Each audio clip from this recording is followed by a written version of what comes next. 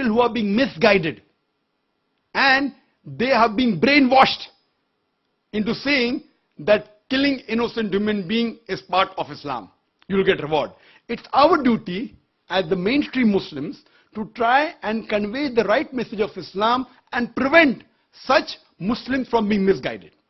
That's point number one. Point number two, it's our duty to tell the government of the country where you're living that Islam is a peaceful religion.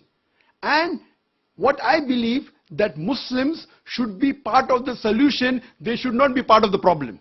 The government should not think that Muslims are part of the problem, they should think Muslims are part of the solution. And that's the advice I even give to the police of India and the police of Bombay, and I interact with the police force very often. And I tell them that just for a few should take the Muslims in confidence. And the best is to have an interaction. I have addressed many police officers from very different countries, and we should try and have a question and answer session and remove the misconception in their mind and prove to them that Islam is one of the most tolerant religion, it's a peaceful religion, and if you know the teaching of Islam, surely the least person that you'll have to fear is fear a true Muslim. I'm not talking about the black sheep of the Muslim community. Hope that answers the question.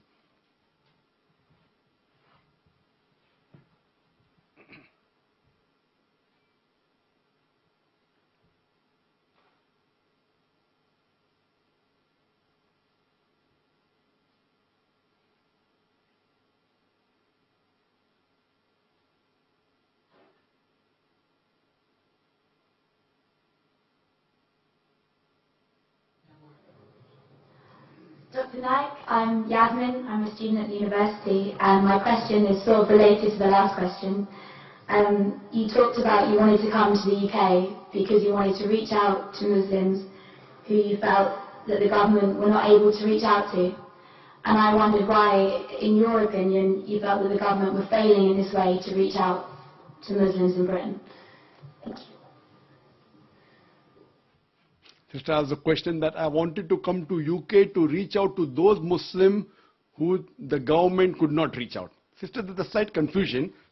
I said Charles Farr, the Director General of the Office of Security and Counter-Terrorism, felt that I could reach out to those Muslims who the government could not reach out to. He felt that, not me. And I think, again, because the information which the Home Department has, that Peace TV is the most popular Islamic satellite channel in UK, watched by the Muslims as well as the non-Muslim, and the most popular speaker, according to the Home Department, not according to me, according to the Home Department, is Dr. Zakir Naik. So I repeated what he thought. He thought that I could reach better. Maybe he thinks that my speeches have influence, and he may have read my speeches in context. That's the reason he was not in favor of the Home Secretary that she passed the exclusion order.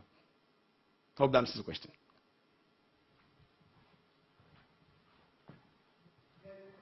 Do you think that he has a point? Do you think that, in some sense, the government are failing to reach out to Muslims? Yes. If you ask my opinion, that do I agree with the thoughts of Charles Farr that the government is failing out? Yes, I do agree with him. I do agree because, as I said in my earlier answer, that the government should not think that Muslims are part of the problem. The government should think that Muslims are part of the solution. Because a Muslim, there are many Muslims who are British citizens, and it is the duty of every Muslim to follow all the laws of the country staying in, as long as the law does not force him to do something which is prohibited in the religion, or prevents him from doing something which is compulsory religion. As far as India is concerned, I do not know of any rule or any law in the constitution which forces a Muslim in India to do something which is prohibited. Neither does it prevent me from doing something which is compulsory. So I am a practicing Muslim and I'm proud to be an Indian. So I'm proud to be an Indian Muslim. Similarly, there are many Britishers who I feel may be feeling the same. They may be Muslims, and they may be following the laws of the country, so they're British Muslims. So I feel that the government should take in confidence, and what they should do, that they should see to it that this maligning by the media should stop. And the best example is myself. I mean, there are 100 million viewers of Peace TV. And there are millions of people who tell that I am the ambassador for peace.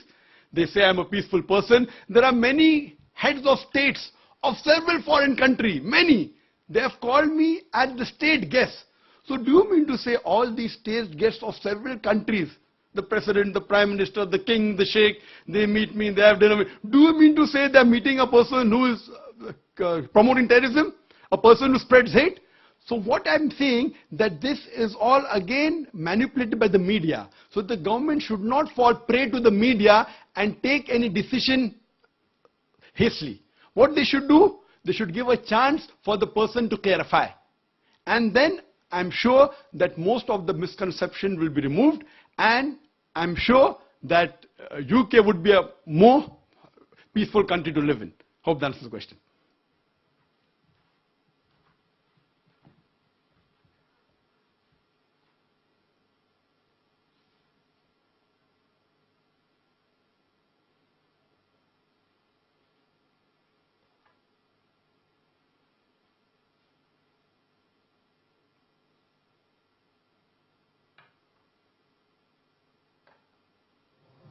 Dr. Naik, hello and thank you. My name is John. I'm a doctoral student here at Oxford, and I'm from the USA. My question has to do with persecution, specifically how former Muslims are sometimes killed if they have chosen to leave Islam, deciding that another religion is more true. For example, my girlfriend is Turkish and she lives in Turkey. She used to be Muslim, but decided to become a Christian after understanding Jesus in a new way, as God made flesh. She has had fears in the past that she may be harmed or even killed for her decision. In light of the recent attention to this matter in Pakistan with Miss Bibi and the blasphemy laws, my question is this: what are you doing, or what do you plan to do, to educate Muslims that if someone chooses to leave Islam, that person should not be killed? Well, that's a very important question. And he said that what if a person who's practicing Islamic faith changes to any other faith? Is it required that he should be killed? And all these articles that came about me, a preacher of hate, one of the point was that Dr. Zakir prescribes death penalty for those Muslims who leave their faith and they profess any other faith. Again, these reports were out of context. They took up a portion of my speech where I said that many scholars say that a Muslim who leaves his faith and professes any other religion, death penalty is the punishment. But I went on to further say that death penalty is not a standard punishment for any Muslim who leaves his faith and professes any other religion. I gave the example that one during the time of the Prophet Muhammad, peace be upon him, there was a Muslim who converted to another faith and had done some wrong deeds for which the Prophet had told they should be put to death. But later on, when Hazrat Usman, may Allah be pleased with him, he approached the Prophet and said that the man should be forgiven, the Prophet pardoned him. This incident proves that death penalty is not the standard rule for any Muslim who changes his faith.